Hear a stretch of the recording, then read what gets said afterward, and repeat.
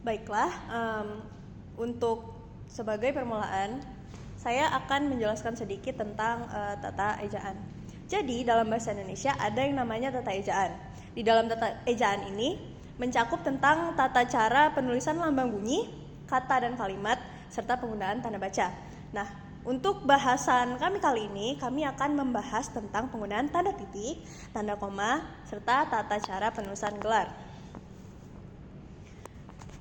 Baiklah, yang pertama adalah tata cara penulisan tanda titik. Aturan pertama yaitu, tanda titik dipakai pada akhir kalimat yang bukan pertanyaan atau seruan. Contohnya, Erik tinggal di Banten. Titik. Kemudian yang kedua, tanda titik dipakai di belakang angka atau huruf dalam satu bagian, ikhtisar atau daftar. Contohnya adalah sebagai berikut.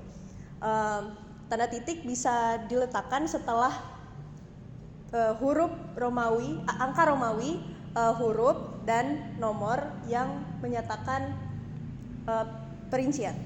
Kemudian tanda titik tidak digunakan di belakang angka terakhir pada deret nomor dalam perincian. Contohnya seperti yang biasa kita temui di makalah, yaitu perincian seperti 1.2, kemudian tidak ditambahkan tanda titik lagi. Selanjutnya yaitu tanda titik digunakan untuk penanda waktu yang menandakan jam, menit, dan detik. Maka dari itu apabila tertulis pukul 1.35.20, artinya adalah pukul 1 lewat 35 menit 20 detik. Kemudian tanda titik dipakai di antara nama penulis, judul tulisan yang tidak berakhir dengan tanda tanya seru, dan tempat terbit dalam daftar pustaka. Berikut adalah contohnya.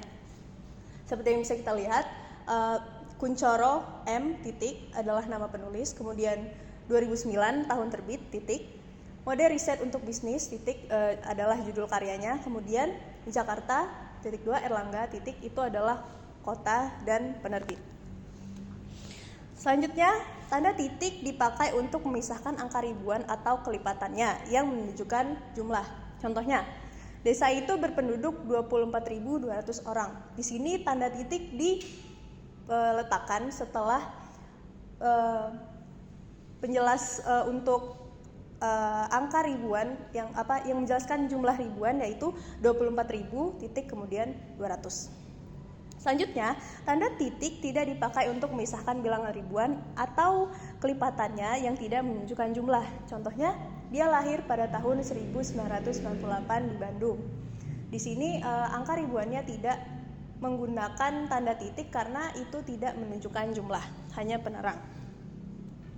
Selanjutnya, tanda titik tidak digunakan pada akhir judul yang merupakan judul besar, subjudul, karangan, gambar, tabel, dan sebagainya. Seperti yang biasa kita temui di judul bab atau di judul subbab, kemudian judul karangan atau judul gambar dan tabel. Kemudian tanda titik tidak digunakan di belakang alamat pengirim dan tanggal surat serta alamat penerima surat. Seperti contoh berikut ini. Di situ ada surat lamaran kerja yang merupakan judul, tidak ditambahkan tanda titik. Kemudian ada alamat penerima, yaitu di bagian sini, dan tanggal surat juga tidak disertai tanda titik pada akhir penulisan. Materi selanjutnya akan dijelaskan oleh teman saya. Akan menjelaskan materi tentang penulisan tanda koma. Tanda koma digunakan di antara unsur-unsur di dalam pemerincian atau pembilangan. Sebagai contoh, sahabat Nunung bernama Patrio, Aziz, dan Ruben. Titik. Lanjut, tanda koma digunakan untuk memisahkan antara kalimat setara yang satu dan kalimat setara yang lainnya, yang didahului kata tetapi atau melainkan dan sedangkan. Contohnya, Teddy ingin datang ke kampus, tetapi hujan turun lebat sekali. Selanjutnya, tanda koma digunakan untuk menceraikan anak kalimat dari induk kalimat jika anak kalimat itu mendahului induk kalimat. Sebagai contoh, kalau lulus ujian, saya akan traktir teman sekelas. Lalu, tanda koma tidak dipakai untuk memisahkan anak kalimat dari induk kalimat jika anak kalimat itu mengiringi induk kalimatnya. Sebagai contoh, Novi lupa akan janjinya karena sangat sibuk. Selanjutnya, Tanda koma digunakan di belakang kata atau ungkapan penghubung antar kalimat yang terdapat di awal kalimat. Contohnya, jadi, koma, penyelesaiannya tidak semudah membalikan telapak tangan. Selanjutnya, tanda koma digunakan untuk memisahkan kata seperti oh, iya, wah, aduh, kasihan dari kata lain yang terdapat di dalam kalimat. Contohnya, wah, kejutan apa ini? Ya ampun, ada apa lagi denganmu? Selanjutnya, tanda koma digunakan untuk memisahkan petikan langsung dari bagian lain di dalam kalimat. Contohnya, kata Bu Mega, koma, tanda petik, kamu harus rajin masuk kuliah, titik, tanda petik. Materi selanjutnya akan dijelaskan oleh rekan saya. Baik, selanjutnya saya akan melanjutkan materi sebelumnya mengenai penggunaan tanda koma. Tanda koma juga bisa digunakan di antara nama alamat, bagian alamat, tempat, dan tanggal, nama tempat dan wilayah atau negeri yang ditulis secara berurutan. Sebagai contoh kita ambil surat-surat ini harap dialamatkan kepada Dekan Fakultas Ekonomi, Sefradi, Jalan Sota, Jakarta 13950. Tanda koma juga bisa digunakan untuk menceraikan nama yang dibalik susunannya di daftar pusaka. Contohnya ada Dewi, S 2007, Komunikasi Bisnis Yogyakarta, Andi. Tanda koma juga bisa digunakan di antara bagian-bagian di dalam catatan kaki. Sebagai contoh, Sutriana Dewi, Komunikasi Bisnis Yogyakarta, Andi 2007, halaman 35. Tanda koma juga bisa digunakan antara nama orang dan gelar akademik untuk membedakan dari singkatan nama diri, keluarga, atau marga. Contohnya ada Farah Tamia, SE, atau Prof. Dr. Sarah Nurita, SHMH. Tanda koma juga digunakan di muka angka ke-10 atau di antara rupiah yang dinyatakan dengan angka. Contoh 35,6 meter atau Rp 150,00 perak. Tanda koma digunakan untuk melapik keterangan tambahan atau oposisi. Kebalikan dari keterangan pewatas yang ditulis tanpa tanda koma. Sebagai contoh, dosen saya, Pak Ruta Sitampol, membuka kantor di Depok. Dan contoh kedua ada acara TV yang mendidik anak-anak patut diutamakan. Kebalikan dari contoh pertama tadi, kalimat kedua ini merupakan kalimat pewatas di mana tidak memerlukan tanda koma dalam penulisannya. Yang terakhir ada tanda koma dapat digunakan untuk menghindari salah baca di belakang keterangan yang terdapat pada awal kalimat. Tanda koma tidak dipakai untuk memisahkan petikan langsung yang berakhir dengan tanda tanya atau tanda seru. Sebagai contoh, atas bantuan Jody, Hani mengucapkan terima kasih. Kalimat kedua, Hani mengucapkan terima kasih atas bantuan Jody. Kebalikan dari kalimat pertama juga, kalimat kedua ini tidak memerlukan tanda koma dalam penulisannya. Selanjutnya materi akan disampaikan oleh rekan saya.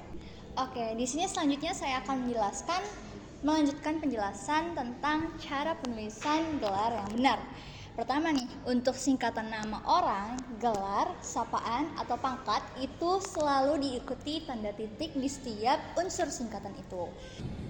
Selanjutnya yang kedua itu adalah untuk penggunaan huruf kapital digunakan sebagai huruf pertama unsur nama gelar. Nah, gelar ini ada berbagai macam, yaitu gelar kehormatan, gelar kebangsawanan, dan juga gelar keagamaan, juga gelar akademik. Nah, penulisan gelar akademik itu bisa ditaruh di depan dan juga ditaruh di belakang nama orang yang mendapatkan gelar tersebut. Selanjutnya yang ketiga, tanda koma digunakan antara nama orang dan singkatan gelar akademis yang mengikutinya untuk membedakannya dari singkatan nama diri, nama keluarga, ataupun nama marga. Selanjutnya di sini saya memiliki contoh lebih jelasnya untuk penulisan gelar, karena terkadang kita sering kali bingung bagaimana sih caranya nulis nama orang yang gelar itu banyak banget. Nah, di sini untuk gelar akademik khusus untuk doktor itu selalu ditulis di depan. Nah, selanjutnya diikuti gelar profesi, gelar keagamaan, baru gelar kebangsawanan. Nah, ingat untuk setiap gelar ini, setiap singkatan gelar harus diikuti tanda titik di akhir kependekan gelar tersebut. Selanjutnya baru kita tulis nama orang yang mendapatkan gelar tersebut. Nah, setelah nama orang jangan lupa koma sebelum ke gelar lagi. Nah, di akhir ini selalu gelar akademik, penulisan gelar akademik. Nah, Di sini ada contohnya SE dan juga MPD. Di sini kalau misalnya gelar akademiknya yang di akhir selain doktor itu ada lebih dari satu gelar, di antara gelar itu tuh harus dipisah dengan tanda koma. Contohnya S.E, koma. Dan juga penulisan MPD di sini tanpa spasi, diakhiri juga dengan tanda titik. Selanjutnya saya akan menjelaskan tentang penulisan gelar untuk gelar doktor dan juga dokter. Penulisan dokter yang benar itu DR itu selalu ditulis di depan nama yang menyandang gelarnya tersebut. Ingat, D-nya itu penulisannya dalam huruf kapital, R itu penulisannya dalam huruf kecil. Terus selalu diakhiri tanda titik. Selanjutnya untuk penulisan gelar dokter, penulisan huruf kecil pada huruf D dan R yaitu DR. Gelar ini tuh disematkan untuk seseorang yang memiliki ilmu terkait berbagai macam penyakit atau telah menyelesaikan pendidikan kedokteran. Sekiranya sekian penjelasan yang bisa saya jelaskan tentang penulisan gelar. Materi selanjutnya akan dijelaskan oleh teman saya Dina Nafi. Selanjutnya cara penulisan gelar, yaitu dengan menggunakan huruf kapital yang mewakili huruf pertama dari kata yang disingkat. Kemudian ditambahkan tanda titik pada setiap huruf singkatan tersebut. Yang pertama kita akan membahas penulisan gelar diploma. Gelar diploma ini didapat dari pendidikan vokasi. Apa sih pendidikan vokasi itu? Pendidikan vokasi adalah pendidikan tinggi yang menunjang pada penguasaan keahlian, terapan terhadap suatu bidang tertentu.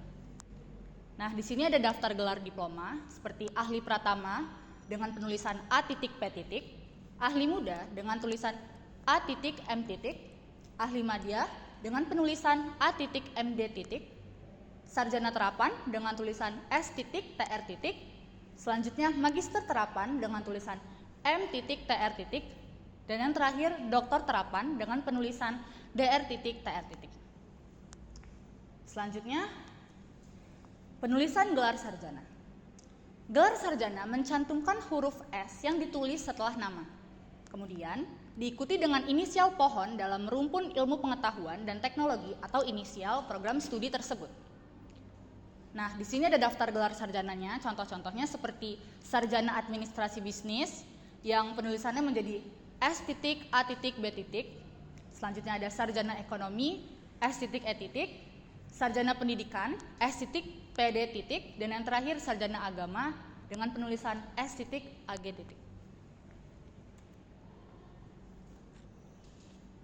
Yang terakhir yang akan saya bahas yaitu penulisan gelar magister. Nah, gelar akademik magister ini mencantumkan huruf M yang ditempatkan di belakang nama. Contohnya magister agama jadi M.AG, terus habis itu ada magister pendidikan jadi M.PD, terus ada juga magister manajemen M.M, dan yang terakhir magister sains dengan penulisan M.SI. Selanjutnya untuk materi selanjutnya akan dijelaskan oleh rekan saya. Nah, tadi sudah dijelaskan mengenai penulisan gelar dalam negeri yaitu di Indonesia. Lalu di sini saya akan melanjutkan dengan menjelaskan mengenai penulisan gelar yang ada di luar negeri. Karena beberapa gelar sarjana yang ada di luar negeri ini seringkali kita jumpai di Indonesia. Nah, di sini saya memiliki contoh tentang penulisan gelar sarjana luar negeri. Yang pertama ada Bachelor of Journalism yang disingkat menjadi B.J. Lalu yang kedua ada Bachelor of Nursing yang disingkat menjadi B.N. Lalu ada juga Bachelor of Music yang disingkat menjadi B.M. Lalu ada selain gelar sarjana luar negeri, ada juga magister luar negeri. Nah, di sini saya ada beberapa contohnya seperti Master of Arts yang disingkat menjadi M.A. Lalu ada Master of Science yang disingkat menjadi M.Sc. Lalu ada juga Master of Education yang disingkat menjadi M.Ed. Lalu yang terakhir ada penulisan gelar doktor luar negeri. Nah, di sini contohnya seperti Doctor of Philosophy yang disingkat menjadi Ph.D. Lalu kedua ada Doctor of Education yang disingkat menjadi ED.D. Lalu yang terakhir ada Doctor of Science yang disingkat menjadi SC.D. Nah, untuk penulisan gelar dokter ini untuk dokternya itu diletakkan di bagian akhir.